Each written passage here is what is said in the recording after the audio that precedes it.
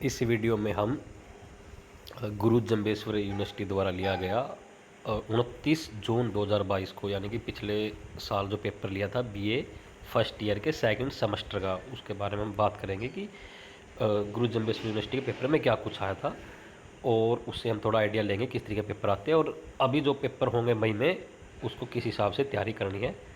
तो ये अपने सामने पेपर है 29 जून 2022 को लिया गया था सेकंड सेमेस्टर का। तो इसमें सबसे पहले हम देखते हैं शॉर्ट आंसर टाइप क्वेश्चन जो दिए गए हैं। तो सबसे पहले बिल्कुल आसान पेपर आया हुआ था, हु एस्टेब्लिश्ड द दिल्ली सल्तनत, यानी कि दिल्ली सल्तनत की स्थापना किसने की थी। तो दिल्ली सल्तनत की स्थापना किसने की थी, कुतुबुद्दीन ऐबक ने सल्तनत की स्थापना की थी। और अगर कभी ये पूछ लिया जाए कि दिल्ली सल्तनत का वास्तविक संस्थापक किसे माना जाता है तो वो इल्तुतमिश को माना जाता है वास्तविक संस्थापक। बाकी अगर सिंपल पूछा जाए कि दिल्ली सल्तनत की स्थापना किसने की तो वो की थी कुतुबुद्दीन ऐबक ने, और जो कौन था, मोहम्मद गोरी का एक गुलाम था। उसके बाद हवेन सांग की प्रसिद्ध पुस्तक का नाम बताइए। तो हयून सांग जो हर्षवर्धन के काल में आया था भारत में, उसने एक बुक लिखी थी सी यू की, सी यू और की, ये उसकी बहुत ही फेमस किताब है। उसने अपने बारे में जो भी उसने भारत में रहा, यहाँ पे जो भी बौद्ध धर्म के बारे में उसने देखा, प्रचार प्रसार जो हो रहा था हर्षवर्धन के टाइम पे जो कुछ चल रहा था, वो सारा अपने उसने बुक में मेंशन किया है। ऐसे ही एक गुप्त पीरियड में आता चाइनीज ट्रैवलर जिसका नाम था फायान, उसने बुक लिखी थी फा को की। तो अभी क्योंकि अपना गुप्त पीरियड अपना पार्ट नहीं है ना सिलेबस का, इसलिए यहाँ पे उसको उसकी जगह उसको नहीं पूछा उन्होंने पूछा है हवेन सांग को।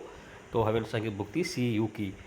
उसके बाद मोहम्मद गोरी की मृत्यु कब हुई थी। तो मोहम्मद गोरी की मृत्यु हुई थी 1206, 1206, यानी कि 1206 में उसकी डेथ हुई थी।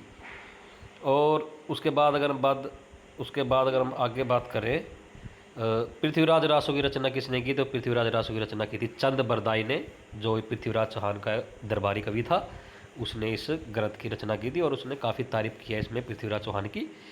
उसके बाद आगे है भारतीय इतिहास का पढ़ा लिखा मूर्ख बादशाह किसे कहा जाता है। तो पढ़ा लिखा मूर्ख बादशाह किसको बोला जाता है, मोहम्मद बिन तुगलक, मोहम्मद बिन तुगलक, यानी कि MBT, मोहम्मद बिन तुगलक, इसको क्या बोला जाता है भारतीय इतिहास में पढ़ा लिखा मूर्ख। क्योंकि ऐसा इसको क्यों बोला जाता है, क्योंकि काफ़ी वैसे तो देखने में काफ़ी समझदार राजा था, लेकिन इसने जो भी योजनाएं बनाई, जो भी प्लानिंग करी, वो कहीं ना कहीं असफल रही है, इस कारण से इसको पढ़ा लिखा मूर्ख बोला जाता है। और लेकिन जो आज के लेटेस्ट, यानी कि जो हम बोल सकते हैं प्रेजेंट टाइम के वर्तमान के जो इतिहासकार हैं, वो इसको मूर्ख नहीं मानते, बोलते हैं कि ये अपने समय से थोड़ा ज़्यादा एडवांस बंदा था।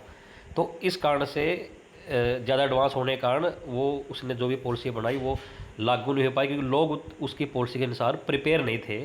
ठीक है, चाहे उसने मुद्रा बदली हो या फिर उसने राजधानी परिवर्तन किया हो, तो उस तरीके से कहीं ना कहीं उसकी सारी योजनाएं सफल रही। लेकिन वो वैसे मूर्ख नहीं था, काफ़ी समझदार पर्सन था वो। उसके बाद दिल्ली सल्तनत का अंतिम शासक कौन था। तो दिल्ली सल्तनत में लोधी वंश था सबसे लास्ट में, जिसको अंतिम शासक था इब्राहिम लोधी, जिसको बाबर ने 1526 में पानीपत के फर्स्ट बैटल में हरा के और मुग़ल सल्तनत की या मुग़ल काल की स्थापना हो जाती है, मुग़ल रूल आ जाता है 1526 में।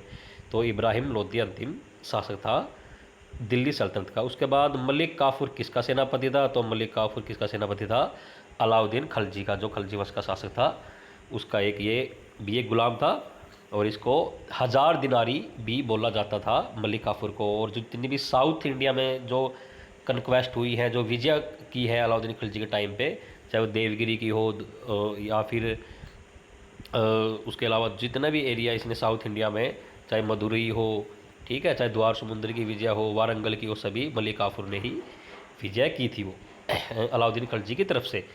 हिसार शहर किसने बसाया। तो हिसार शहर फिरोज शाह तुगलक ने बसाया था, तुगलक वंश का हिसार फिरोजा इसको बोलते हैं। और भी उसने काफ़ी शहर, जौनपुर हो गया, ठीक है, वो भी इसी ने ही बसाया था, फिरोजाबाद हो गया। तो ये हिसार और इसके साथ साथ फतेहाबाद, ये सभी तुगलक वंश के फिरोज शाह तुगलक ने बसाए थे। उसके बाद बलबन किस वंश का था। तो बलबन किस वंश का था, तो शुरुआती वंश था दिल्ली सल्तनत के। दो मुख्यतः 5 वंश हुए हैं। तो सबसे पहले गुलाम वंश, या जिसको मामलुक, गुलाम वंश या फिर मामलुक भी इसको बोलते हैं, मामलुक।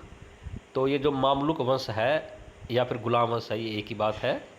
इनको दो नामों से जाना जाता है, एक तो और नाम है, लेकिन मुख्यतः आपको गुलाम वश या फिर मामलुक वश ध्यान रख लो, इतने में आपका काम चल जाएगा। तो बलबल किस वंश का था? गुलाम वंश से संबंधित था, और ये तुर्क था, तुर्क जाति का था। त्राइन के पहले युद्ध में कौन जीता था? तो त्राइन के दो युद्ध हुए थे, 1191 में और 92 में। तो पहले युद्ध में पृथ्वीराज चौहान जीता था और मोहम्मद गोरी की हार हुई थी। फिर नेक्स्ट ईयर यानी कि 1192 में दोबारा फिर मोहम्मद गोरी आता है, तब पृथ्वीराज चौहान की हार हो जाती है। तो यहाँ पे जो क्वेश्चन पूछा गया, त्राइन के पहले युद्ध में कौन जीता था, तो जीता कौन था? यहाँ पर पृथ्वीराज चौहान, और हारा कौन था पहले में? मोहम्मद गोरी। तो ये 10 क्वेश्चन है, बिल्कुल ही आसान क्वेश्चन इन्होंने डाल रखे हैं। तो आगे हम बात करते हैं पहली यूनिट। तो इसमें क्वेश्चन पूछा गया है ह्यून सांग कौन थे, वह हर्ष के शासनकाल के बारे में क्या जानकारी देते हैं।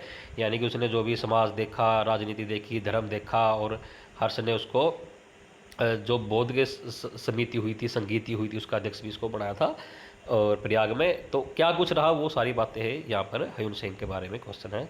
उसके बाद फ्यूडलिज्म यानी सामंतवाद क्या है, क्या था, और इसकी क्या क्या फीचर्स थे, क्या क्या विशेषताएं थी। तो ये पहली यूनिट से 2 क्वेश्चन इन्होंने डाले हैं। सेकंड यूनिट की बात करें तो मोहम्मद बिन तुगलक की काल्पनिक योजनाओं के बारे में बताइए, उसकी सभी योजनाएं क्यों असफल रही, इसके बारे में बताइए। वही सारी योजनाएं थी इसकी।